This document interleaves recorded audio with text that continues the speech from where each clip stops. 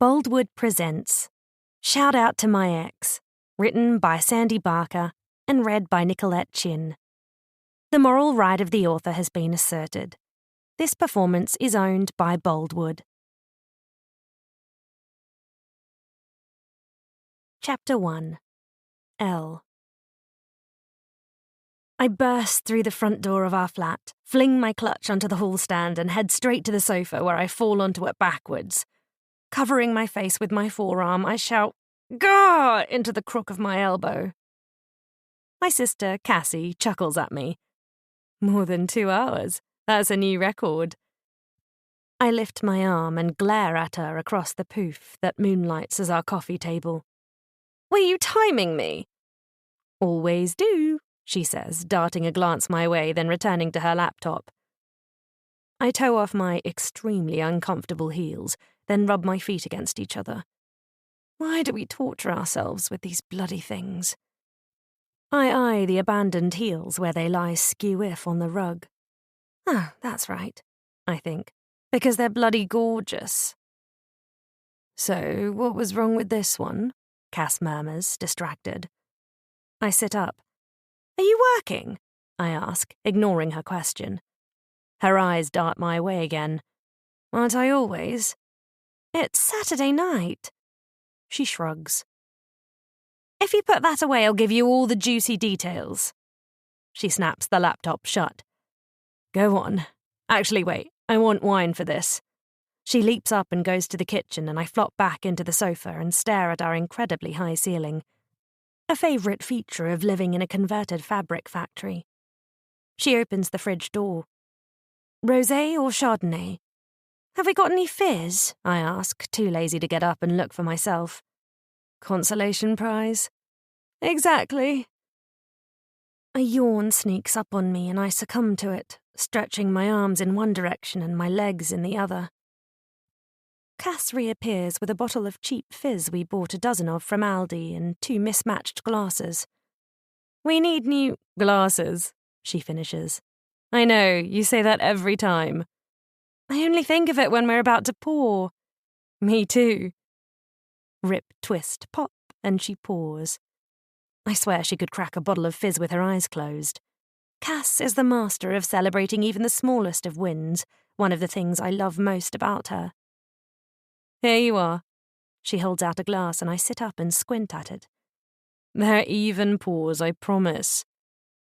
This is an age-old argument dating back to when I was 4 and Cass was 7 and she'd give me the smallest half of the Mars bar, holding it up to give a toast. "To Marcus, a boring prat who ordered the banquet before I arrived so I couldn't ditch him until after dessert." Cass chokes on her fizz, spluttering as she says, "Wowza, that's an advanced dating maneuver." She bangs on her chest and coughs some more. I know, part of me was impressed. A teeny part. "Where did you meet this one?" "On Flutter." "Flutter? You're making that up." "Nope." I cross my heart with 2 fingers. "Latest dating app for under 35s. "That leaves me out then," she says, which makes me laugh. Even if she were under 35, Cass is not much of a dater. "What? I date?" she says, her voice edged with defensiveness. "The last time you went on a date, Harry Styles was still in One Direction," I retort. She shrugs, which for Cass is an acknowledgement that I'm right. I sip more fizz. It's not terrible, but it's not good. Cass has us economizing, just until we find the perfect partner for Bliss Designs and expand. Cass is all about expanding, as long as it's our fashion house, not our household budget. She's the brains, i.e. the smart one, and I'm the creative, i.e. the talented one. According to those in the world of fashion, I am everything from a wunderkind, at the ripe age of 32, to a fashion savant, to the next big thing. One fashion journalist even described me as Karan meets Chanel, which I've taken as a compliment, even if they intended it to mean derivative. Overall, flattering characterizations, but monikers touting my supposed brilliance have yet to translate into proper monetary success.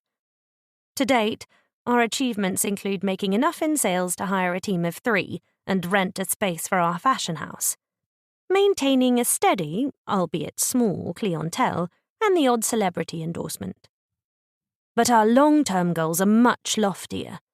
This is where Cass's wizardry with money, marketing, and distribution channels comes in. We are building the label and solidifying our place in the market and other businessy jargon. Cass is also great at handling the imposter syndrome that pops up intermittently. Mine, not hers. I doubt Cass has ever doubted herself in her entire life. She was bossing about our Cindy dolls before she could even read. I still can't believe she abandoned a thriving career as a marketing exec to take Bliss designs to the next level, whatever that looks like. It's all rather nebulous in my mind. Other than the twin goals of showing at Fashion Week, any of the big 4 would do, Milan, Paris, and having my collection sold exclusively in a top-tier department store, although I'd swap the latter for my own high street shop in central London.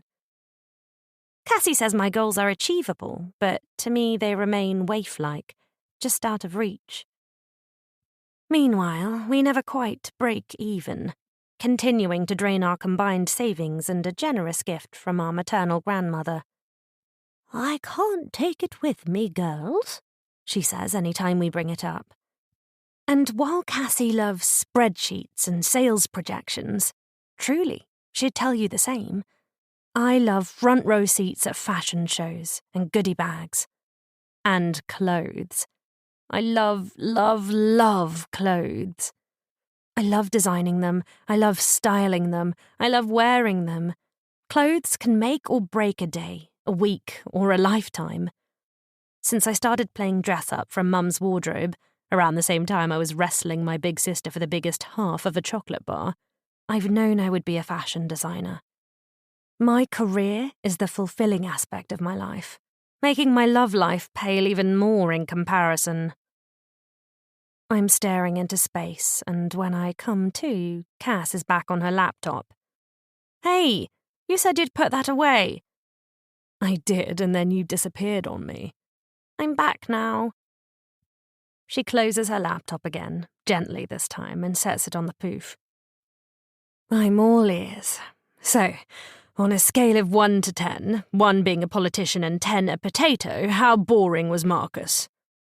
I shake with laughter, barely managing to say, "At least 6. And the cheek of ordering the banquet, holding me hostage like that." "So, what did he talk about?" "I'll give you 3 guesses, and the first 2 don't count," I quip.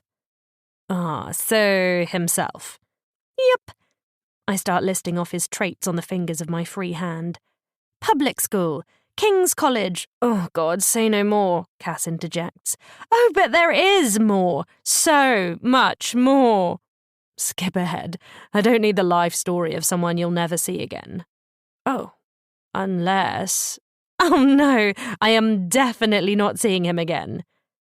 "So, unattractive as well, huh?" she asks with a knowing smile.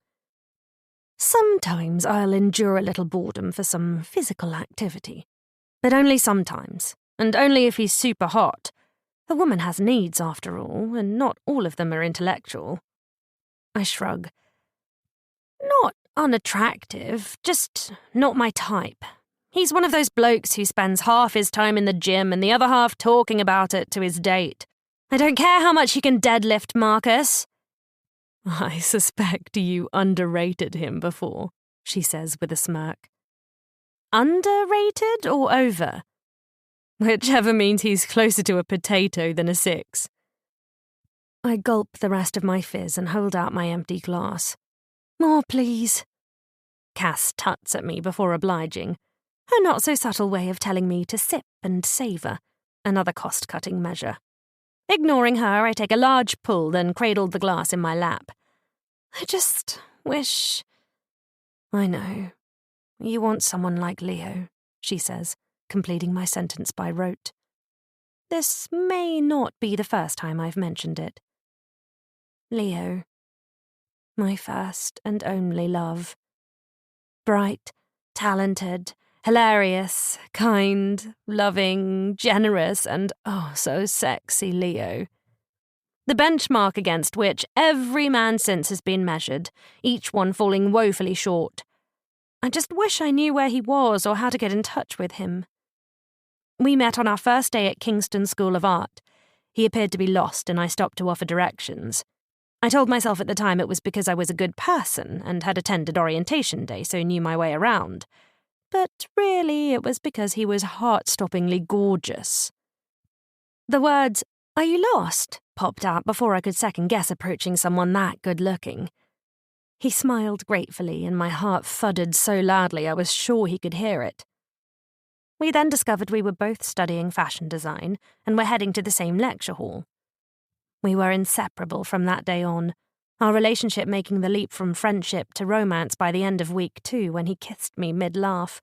He'd said something hilarious that I can't for the life of me remember, and that was that. We were a couple.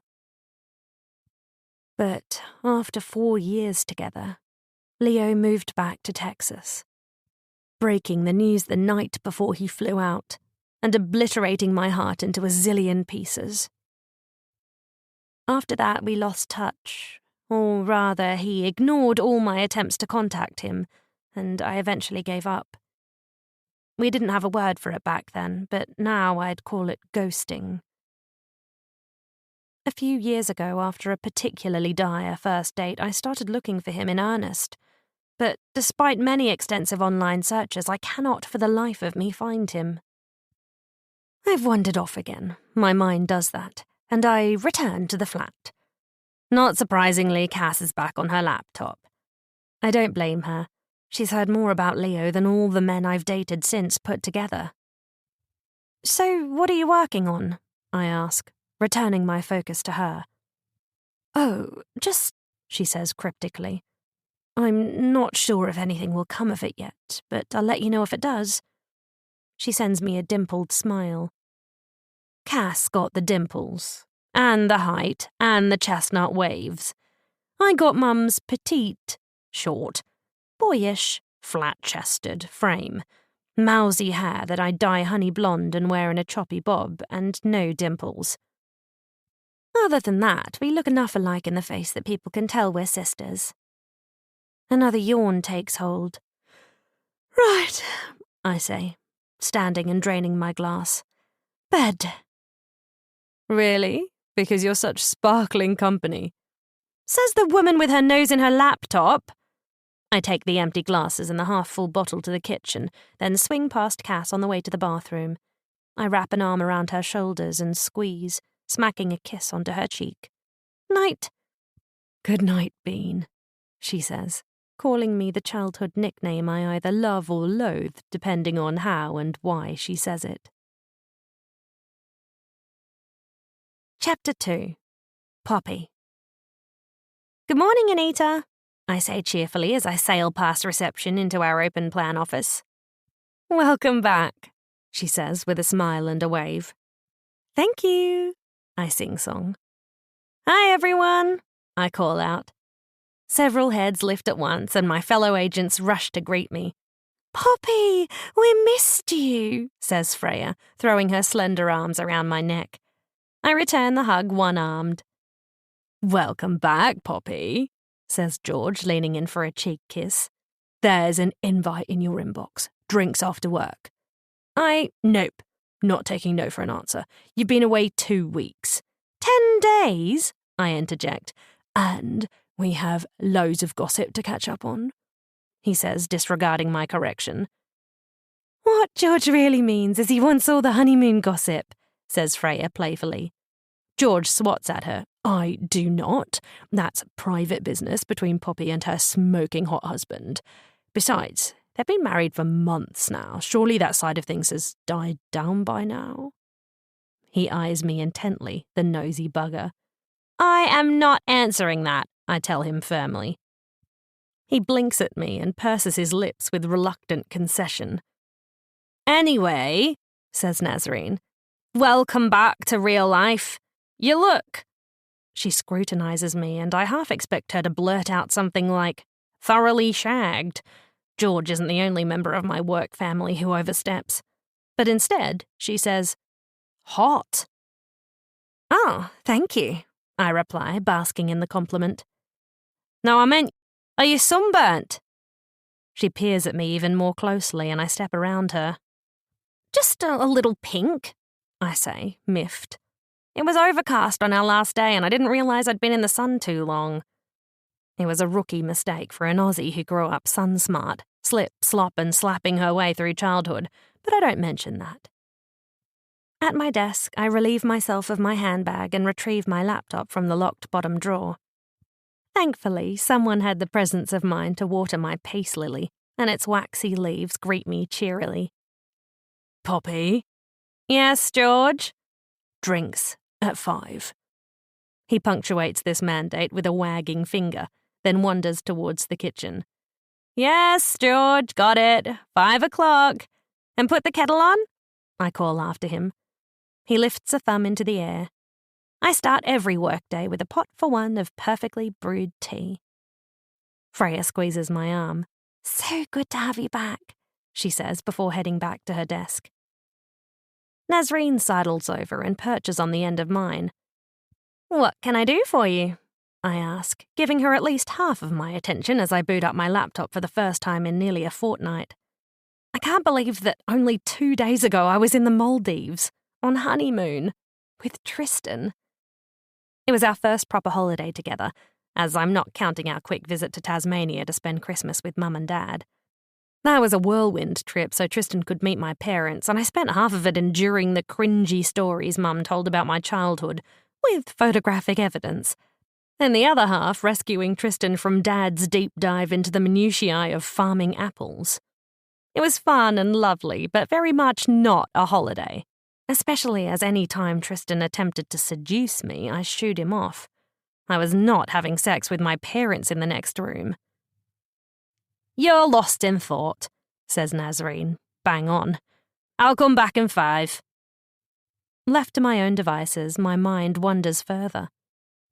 Even now, months later, it still feels surreal when I consider the magnitude of marrying the client I was supposed to match with a fake wife. With 3 potential wives, one man-eating disaster, one desperate to be a mother near miss, and one Goldilocks-style just-right match, it turned out that Tristan had fallen in love with me. And despite striving for professional distance, and failing, and with every nerve in my body telling me to steer clear, while simultaneously yearning for him, I fell in love right back. And why wouldn't I? Tristan is caring, brilliant, funny, and ridiculously handsome. Just picturing him walking about our waterfront bungalow naked, which he did at least once a day while we were on honeymoon. "Are you finished faffing yet?" Nazreen asks, returning to her perch on my desk. I abandon the not-suitable-for-work thoughts of my husband, lean back in my office chair and smile benevolently. Go for it.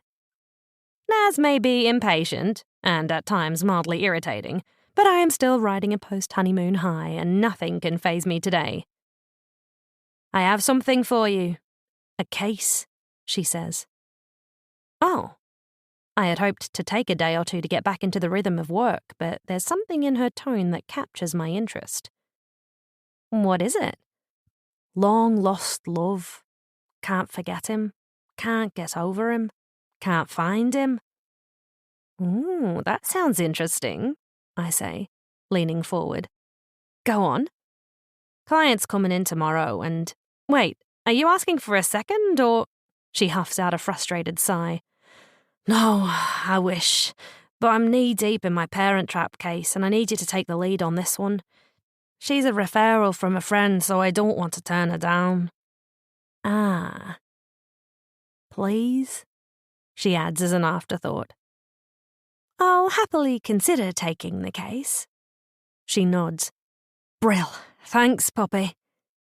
Nazreen seems to be ignoring the consider part of my offer, as she's acting like I've already said yes. I choose my next words carefully. "And if I do take the case, how about you're my second?" "Oh, you sure? Our styles are a little, Different? I finish. I know, but you love these, I say, alluding to her fondness for lost love cases. I'm guessing that Nazarene has her own lurking in the past. I do, but... She pauses, internal conflict blaring from her face. Nazarene is either on the precipice of a gigantic moan about the unfairness of the universe, or, well, not. She reins it in. That will be fab, Poppy. I'll send through the invite. She gets up from my desk and immediately turns back around. Oh, and our client, the one who's coming in, she's actually our real client's sister. Oh, so a secret behind-the-scenes match? Exactly, she says with a lift of her brows. Ooh, this case already appeals to me. Tris? Is that you? I call from my nook in the guest bedroom. I'm sat at my beloved antique secretary, catching up on work emails and aiming to get my... And even though I went for a quick after-work drink, as mandated by George, I still beat Tristan home by an hour. No, darling, it's your lover, Raoul. A grin spreads across my face. It was only weeks into our marriage when we began this playful exchange for post-work sexy time. Well, you'd better get in here and ravish me. My husband will be home any minute now. Tristan appears at the doorway, rumpledly handsome after a long workday moving money across the globe in complicated multi-million-pound transactions. Hello, wife, he says, his whiskey-coloured eyes boring into mine. Not too long ago, I considered the word wife to be a perfunctory, unsexy word. From Tristan's lips, it has superpowers, and my body floods with hate. Without a second thought, I abandon my work and fling myself into his arms. His mouth finds mine, and he kisses me hungrily. I tug at his silk tie, loosening it, then carelessly drop it to the floor. And so begins our rushed disrobing, buttons taking too long to come free and zippers annoyingly stubborn. Since making love for the first time, on our wedding night, we cannot keep our hands off each other. Here, or here, I say against his lips, as our bedroom seems a mile away even though it's just on the other side of the lounge room. Tristan backs me up to the bed, then performs the very smooth maneuver of lowering me onto it with one arm while hovering over me with the other. He pulls back, regarding me intensely, and a grin breaks across his face. I missed you today. I missed you too, I say, my voice raspy with lust. I grab him, impatient, and the feeling of his skin against mine almost sends me over the edge. Almost. But my newish husband knows exactly how to tease me, leading me up to the brink, then bringing me back in an excruciatingly exquisite dance. Sometime later, I surrender to sensation and cry out. We still, lying side by side, our skin glistening and both out of breath. Well, I am.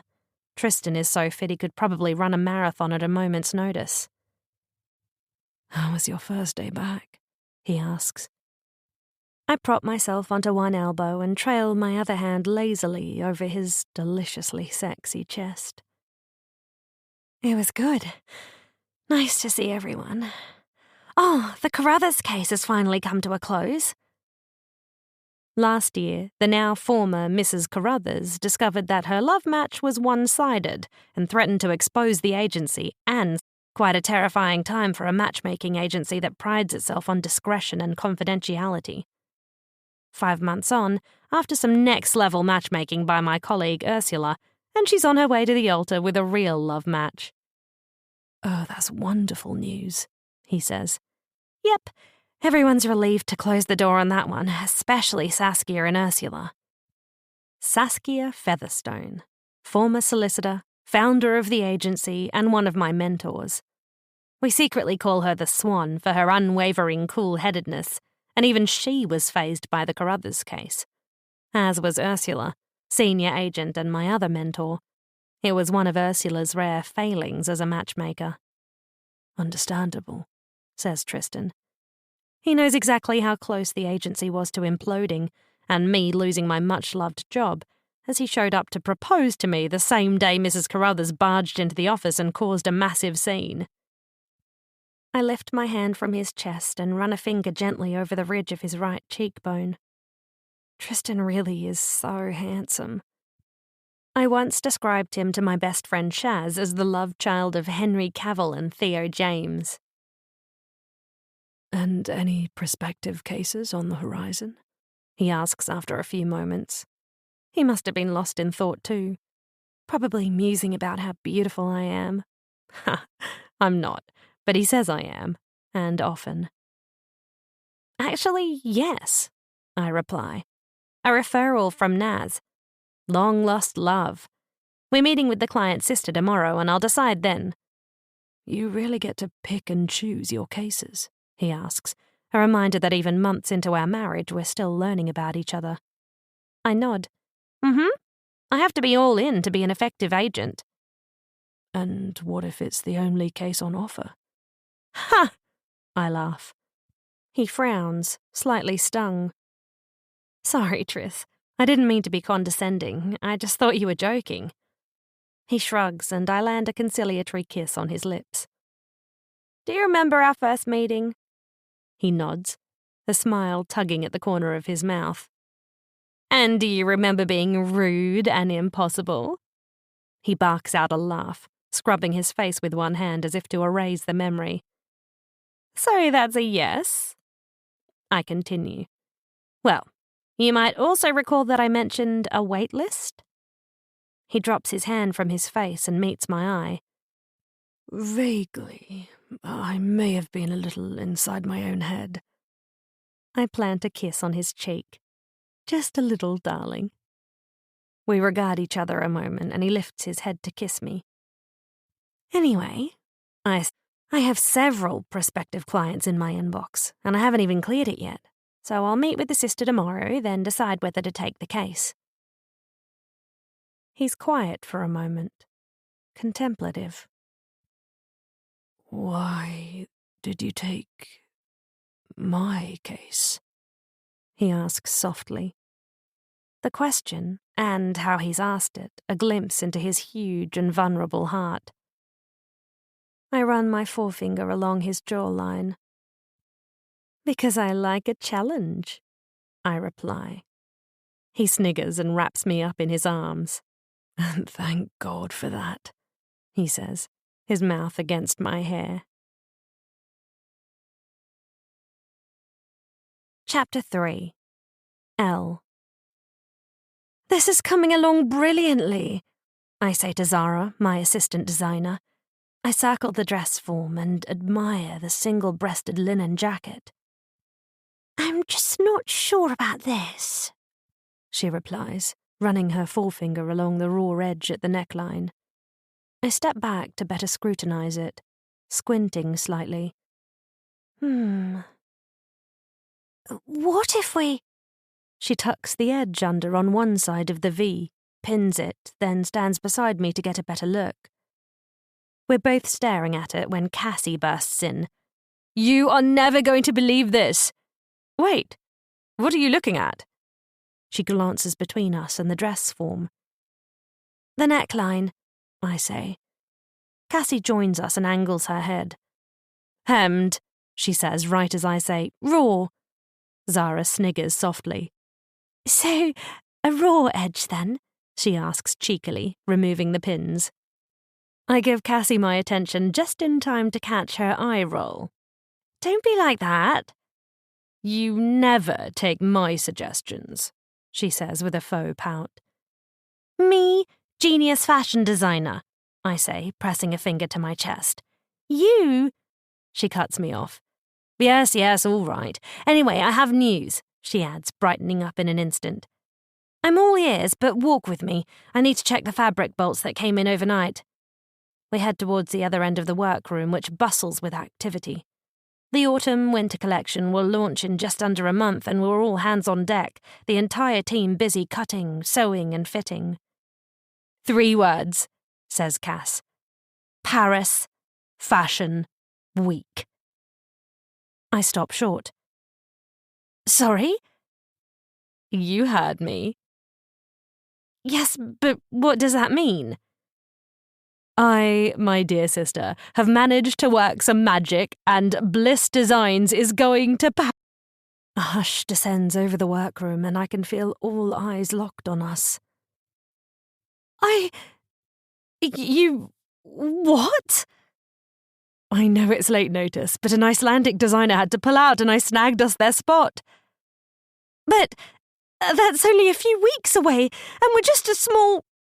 Doubt rushes through me, shouting, "Imposter, imposter, imposter," inside my head. Hey. Cass's voice drops an octave and many decibels. She glances around. Come. She grabs my hand and drags me towards our office. Once we're inside, she closes the door and eyes me closely. You all right? I'm not sure. Did you just announce in front of the entire team that we're showing at Paris Fashion Week? Yes. I expel a breath, nodding slowly, trying to absorb what this means. I have a thought. This isn't like that time you said we were going to be sold in shops and I thought Harvey Nicks, but you meant Primark, is it? That was good exposure. We were asked to design a T-shirt, I retort, blinking at her pointedly. For charity, she lobs back. All right, fine, I concede. It was a good cause as well as good exposure. But when you say Paris Fashion Week, I mean your autumn-winter collection in Paris during Fashion Week. And not in some back alley in the 15th arrondissement? Nope. In the Carrousel de Louvre. Her words send a jolt of adrenaline through my veins, buoying and terrifying me in equal measure. And you're not playing? She grabs me by both shoulders and pins me with a big sister/business manager look. Listen, as fun as this is, convincing you that I'm serious, I need you to believe me, and I need you to believe me right now, because we have less than 3 weeks until we're showing in Paris, and not in some back alley, all right? A grin breaks across my face, quashing the internal cries of imposter. We're showing in Paris, I say. We're showing in Paris. I grab both her forearms and start jumping up and down. We're showing in Paris, I chant. To her credit, Cass plays along, and there we are, 2 30-somethings bouncing up and down, giddy and ridiculous. Right, she says after indulging me for a good 30 seconds. Shall we tell them the good news? She nods towards the workroom, and I look past her. Our small but formidable team is standing still, eyes trained on us through the glass walls. I scoot past Cass and fling open the door. Asks Zara, the most senior of the team. It's true! I sing out, wiggling my bum and shimmying my shoulders, my happy dance. Delighted exclamations ripple around the room, and Zara and Gaz join in on the dancing. Prue, who at 22 is the youngest, watches us, clearly amused by what the old people are doing. Which means, says Cassie, talking over the excitement, we have exactly 18 days to finish the collection. Fuck, says Gaz candidly. They slap a hand over their mouth. Oops, sorry, they say through their fingers. 18 days to finish this collection does warrant at least one fuck, but as their fearless leader, I need to spin that into hell yes. I stop dancing and address the team. Okay, sure, that's 9 less days than we thought we'd have, but you are one of the most talented, clever, hard-working teams there is, or ever has been, and nice way to butter us up, Prue says with a laugh. Okay, you've caught me, I say. Doesn't make it any less true, though. I look at each of them in turn. But we can only accomplish this as a team, and it will be even longer hours and harder work for the next few weeks. Murmurs and looks pass amongst them, the excitement building even more. So, what do you think? I ask. Zara looks to Gaz and Prue, who nod enthusiastically, then back to me and Cassie. We're in! Brilliant! I reply, turning to grin at Cass with another little shoulder shimmy. She steps around me, all business again. All right, everyone, back to work, please. Elle will come around to each of you for a status check. The team dissembles, the bustle of the workroom resuming. And what about you? I ask Cass quietly. You can catch me up at home. I've got to be somewhere. She crosses to her desk and collects her handbag. Where? I ask. Just that side project I mentioned last night. I'll tell you more if it eventuates. Wait, wasn't Fashion Week the side project? Nope. She gives me a smile and nose crinkle combo, then rushes past me, leaving me confounded. Poppy. Hiya, Cassie. I'm Nazreen, and this is my colleague, Poppy. Cassie is a tallish woman with a mane of glossy brown hair, a warm smile and dimples. As we enter the meeting room, she stands and leans across the table to shake our hands in turn. We exchange hellos, then sit. Thank you for seeing me, she says to Naz. Course, Tovs and me go way back. We'll always meet with a referral from a friend, I chime in. Brilliant. That dimpled smile appears again. Tova says this is one of the best agencies in London. It's the best, actually, teases Nazreen, her eyebrows lifted. This clearly catches Cassie off guard, and for a moment it seems as if she's going to backpedal. That is, until Nazreen flaps her hand and breaks into a grin. Just having a laugh.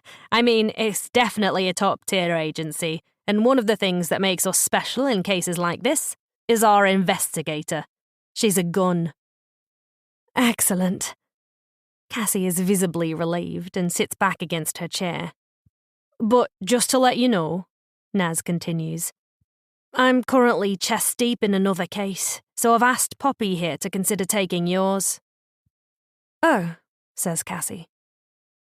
I'd be her second, her lieutenant, so to speak, but it's Poppy's decision as to whether we'll take you on. Right. Sorry, I thought this meeting was to get started. On that, I say, leaping in before Cassie deflates any further. She's gone from cheery to gloomy in mere moments. Could you tell us about your sister and her previous partner? The question seems to appease her, at least for now, and she directs her response to me. Well, she sighs, then chuckles softly. Actually, now I'm stuck on where to start. How about telling us why you want to find... I check the case notes on my tablet. Leo. That's an easy one. Because Elle is not just my sister. She's my closest friend, and she's never been happier than when she was with Leo. They were together for 4 years when he left suddenly to move back to Texas, and Elle was devastated. Understandably, as they were... You know when you meet a couple and they are completely besotted and complement each other perfectly? Nazarine's head swings in my direction, and when I look over, her mouth is quirking. Oh yeah, I know that type of couple. At least she doesn't go as far as to name me and Tristan outright, but we're getting off track. It sounds like theirs was a great love, I say to Cassie. That's exactly how I'd put it, she says with a slight smile. And I'm guessing she hasn't been with anyone who's measured up since. No, and not for want of trying. Elle's dating history could be made into a Netflix series. Only the episodes would be about 3 minutes long. She's been on more first dates than I've had hot dinners. Naz and I chuckle at that. But honestly, says Cassie, her demeanour becoming earnest. It was the real deal, their love. Even though they were young, it felt like they'd be together forever. And I know there must have been a good reason, one we can't yet fathom, for him leaving out of the blue like that and breaking off all contact. But we can't find him to ask. And believe me, I've helped Elle search for him for years. I'd all but given up, but then I was chatting with Tova about it recently and she mentioned your agency. She turns to Nazreen. She said you matched her with Artie. Yep.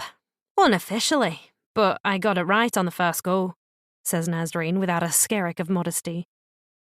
Getting back to your sister, I say, redirecting the conversation. Right. Look, Elle is one of the best people I know. Bright, talented, caring. But she's never been quite herself since Leo left. And Cassie's voice hitches, and she clears her throat. Sorry. I intuit that Cassie doesn't typically display her emotions, particularly to strangers. If I were her psychologist, my profession before I joined the agency, I might delve into that further. But Cassie isn't my patient. I pour a glass of water from the jug on the table and pass it to her. Thank you. She sips, composing herself, then looks me in the eye. Please help my sister. How could I possibly turn her down after that? I've taken on cases with far less romantic objectives. These two sound like Wesley and Buttercup, destined to be together but torn apart by some mystery circumstance. If I do my job, we'll have them reunited and possibly even married before they can say Humperdinck. That is, if Leo isn't already loved up. We are not in the business of breaking up relationships to form new ones. We'll take your case, I say, eliciting a grateful sigh coupled with a dimpled grin. Excellent. But just so you know, we may have to hold off a bit. Oh? Naz and I say together. We exchange a glance. Well, it's just that our fashion label, Bliss Designs, we've got a spot at Paris Fashion Week, which is very last minute and means the previous deadline for our next collection has been bumped up.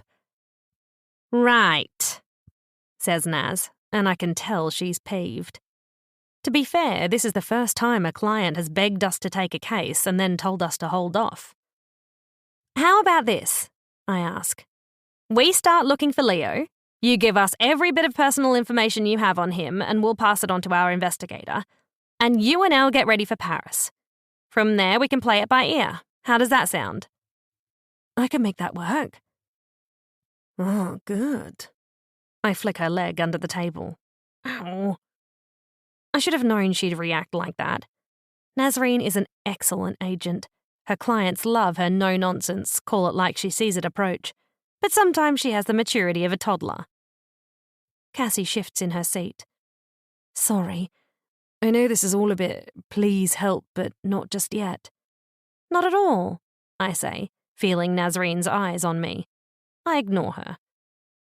I really do appreciate you taking the case, and I'll send over everything I have on Leo.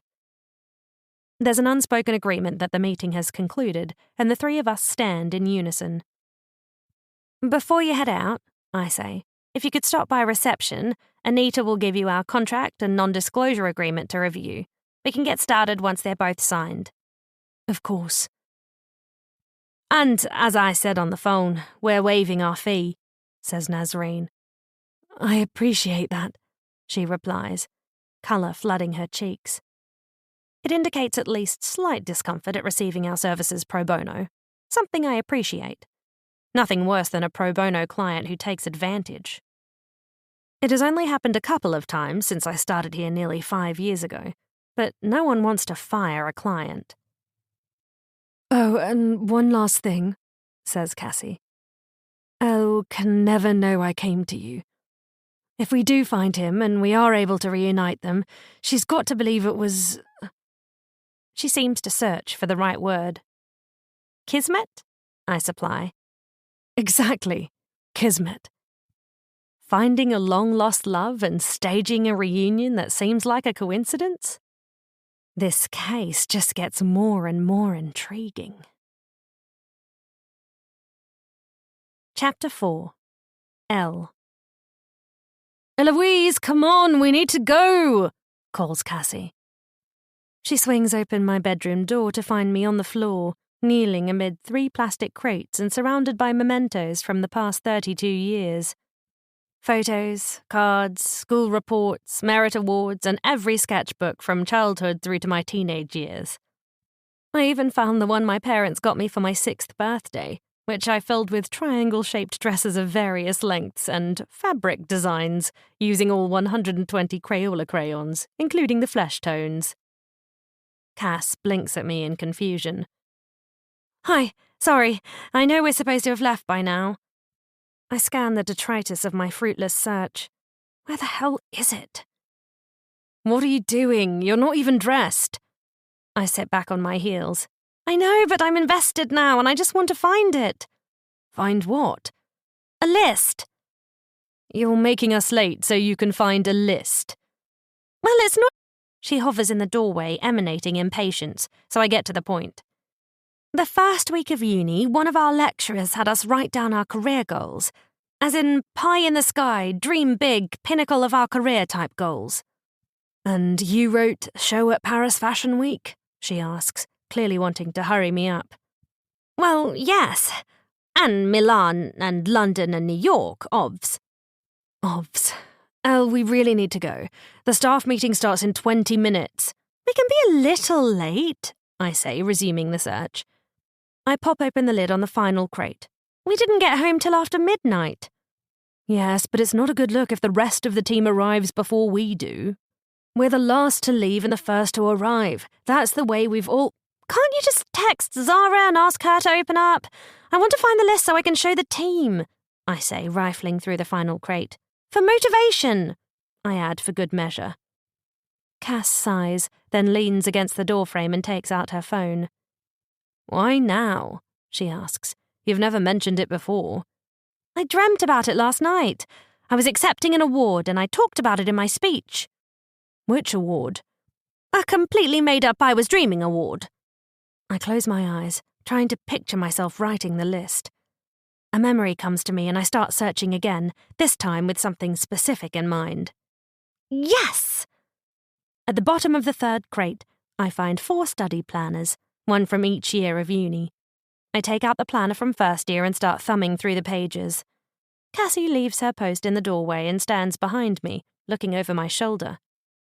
Is it in there? She asks. I think so. I have a vague recollection of... Oh my God, look! There on the page for September 25th is my list. You wanted to design a range for Topshop. That was your pie-in-the-sky goal. Hey, at 18 Topshop was aspirational, don't be so snobby. Primark, remember? Again, that was for charity, she retorts. I ignore her and read through the list. 1. Branded range for Topshop. 2.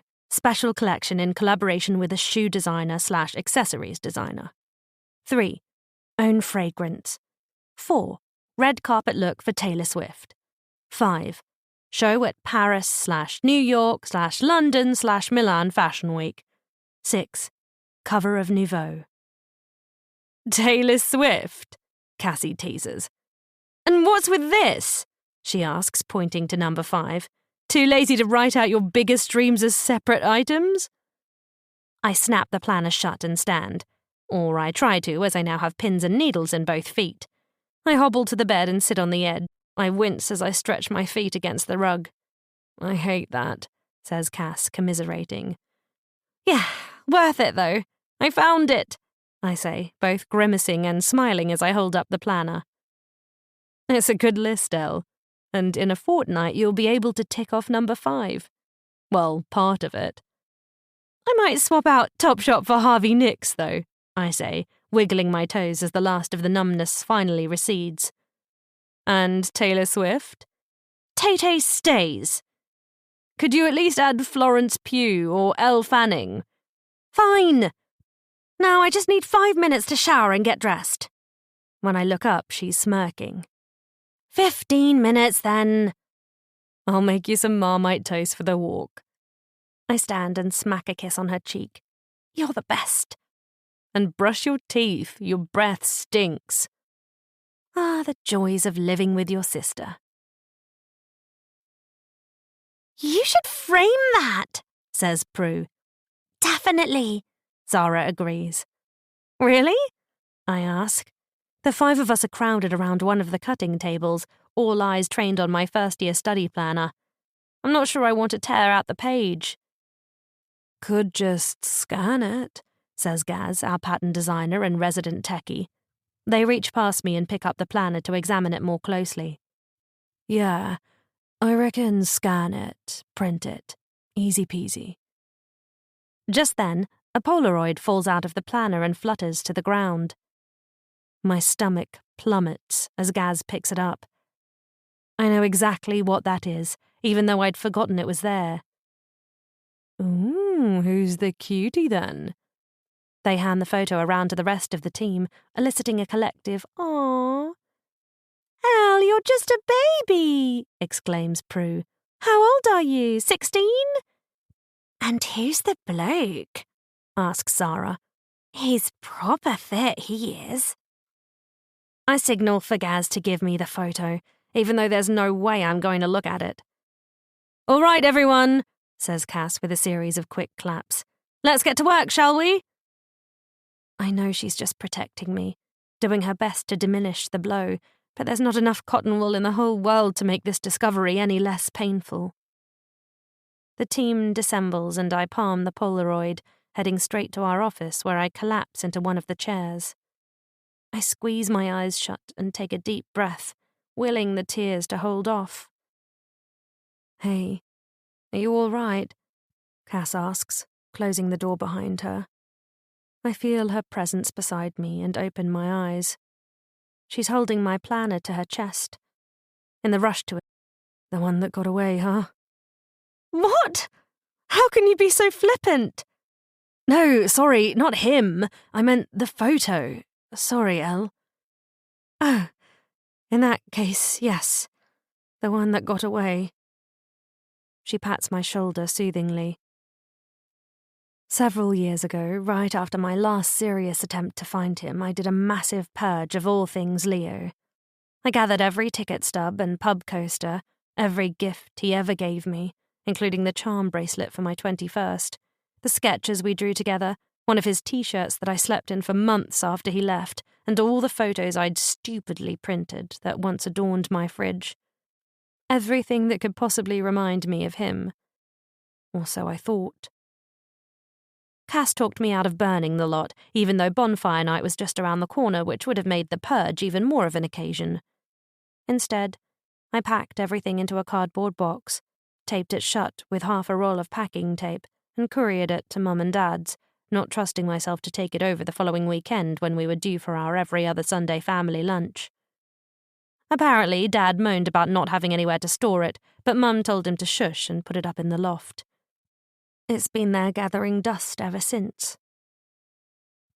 There have been times over the past few years where I've been tempted to catch the train to Mum and Dad's, climb up to the loft and poke around inside that box. Much like tonguing a mouth ulcer, I suppose. Fortunately, Cass has talked me out of it every time, and when we are at Mum and Dad's, she keeps a sharp eye on me. One time, she walked in on me sitting on the toilet just to make sure I hadn't been lying about needing a wee. Back in the present, the crisp edges of the Polaroid feel sharp against my palm. I could close my fist and crumple it, then toss it in the bin, but I can't bring myself to do that. I shove it at Cass. "Can you just—" "Sure." She takes it from me and crosses to her desk, where she puts the photo and the planner in the top drawer.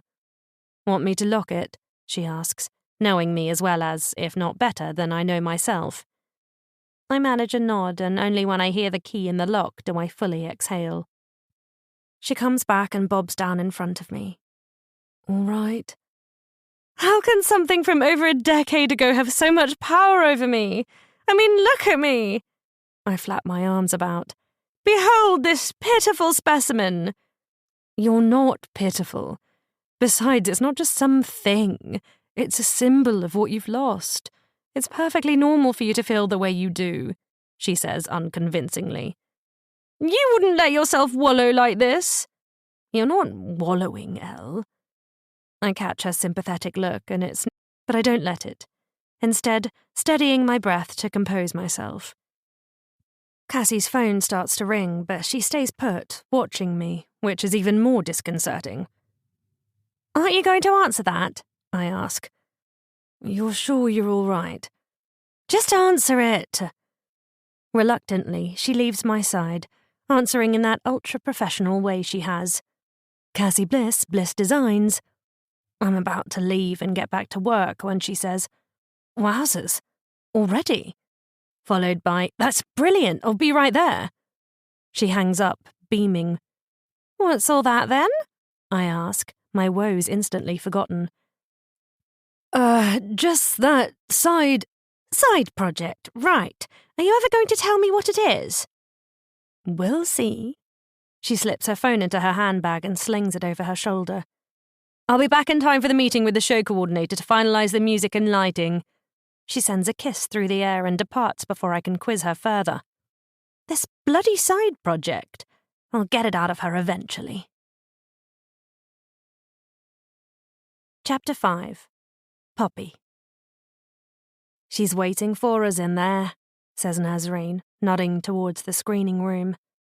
I drop my handbag at my desk, collect my tablet and follow her in. "She must get up at the crack of dawn," I say. "It's barely gone 8.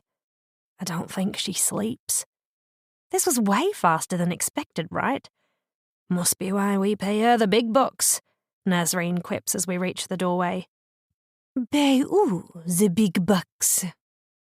Mary, the agency's investigator, is already seated in the front row of the plush cinema-style seats. "You," says Naz, heading down the short aisle, "because you're fast." She takes the seat next to Mary and I sit next to her. "Fast, yes, but I'm also the best." Mary, pronounced Mary as she's French, Mayo, could play Lisbeth Salander in The Girl with the Dragon Tattoo if she weren't nearing 70. Retiree with the dragon tattoo? She's petite, lean and wiry, has jet black hair cropped short, tattoo sleeves up both arms, wears enough black eyeliner to sink a gothic battleship, and is dressed, as she always is, head to toe in black, most of it leather. She is also smoking an unlit cigarette, her way of observing the archaic laws banning smoking inside. She once told me she can't quit, either smoking or sucking on unlit cigarettes, because she took up the habit when she was 11. But the latter is about more than nicotine. She has a strong oral fixation, something I diagnosed long before her revelation. Actually, a first-year psychology student could have determined that in their 3rd week of uni. She asks in her pronounced French accent, looking towards the door. "On her way," says Nazreen. "You barely gave us any notice." Mary shrugs and draws in noisily through her cigarette. "Want to talk us through the highlights?" Nazreen prods. "No, we will wait." Nazreen glances at me, her eye roll conveying what's her deal, then unlocks her phone and starts scrolling. I stifle a smirk and turn on my tablet so I can review the case notes while we wait. How the next phase of this case plays out, reuniting Elle with Leo, if that's even a possibility, will depend entirely on Mary's findings. Though I have mapped out some approximations. Nearly 30 minutes later, I've wandered down the rabbit hole and am wholly absorbed in my notes when Anita's voice cuts through my thoughts. "Poppy, Nazreen, Miss Bliss is here."